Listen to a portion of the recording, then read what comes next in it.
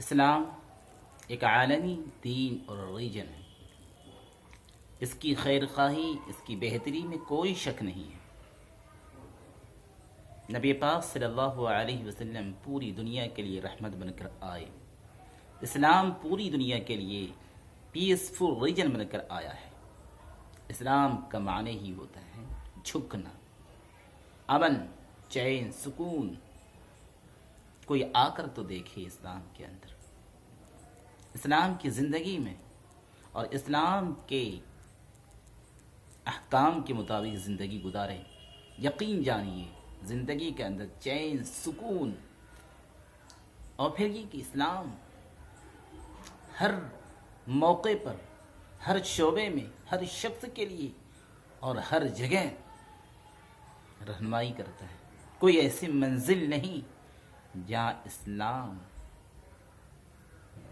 ختم ہو جاتا ہو، کوئی ایسی جگہ نہیں جہاں اسلام رک جاتا ہو، جہاں شریعت محمدی دم توڑ دیتی ہو۔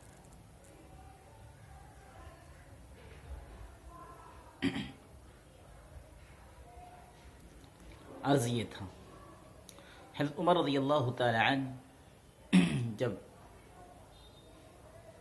بیت المقدس تشریف لے گئے تو سب سے پہلے مسجد اقصی میں آپ کی حاضری ہوئی، 2 رکعت تحیۃ المسجد نماز ادا کی محراب داؤد میں، اور پھر وہیں نماز فجر ادا کی۔ پھر آپ عیسائیوں کی ایک مشہور گرجا کنیسہ قمامہ میں تشریف لے گئے، اور پھر یہ تشریف لے جانا صرف سیر کی ارادے سے تھا۔ آپ کے ساتھ جو ترجمان بطریق تھا، نماز کا وقت ہو گیا، بطریق نے کہا آپ یہی نماز ادا کر لیں۔ حضرت عمر رضی اللہ تعالی عنہ نے جواب دیا نہیں۔ چنانچہ وہ آگے آئے، زینے پہ اتر کر آپ نے نماز ادا کی، اور پھر فرمایا کہ دیکھیے اگر میں یہ نماز پڑھ لیتا تو بعد میں آنے والے مسلمان شاید یہ کنیسہ آپ سے چھین لیتا، کہہ کر کے میرے خلیفہ نے یہ نماز ادا کی ہے۔ عرض یہ ہے، مقصد یہ ہے کہ امیر المؤمنین حضرت عمر رضی اللہ تعالی عنہ کی خیر خواہی، خواہ وہ سامنے والا کوئی بھی ہو، ان کی خیر خواہی کی نیت سے کہا میں یہ نماز دی۔ آپ کا نقصان ہو سکتا ہے، یہ اسلام کی تعلیم ہے۔ کاش کوئی بھی آئے اسلام کے اندر، ہر اسلام اپنے اندر ہر کسی کو جگہ دیتا ہے۔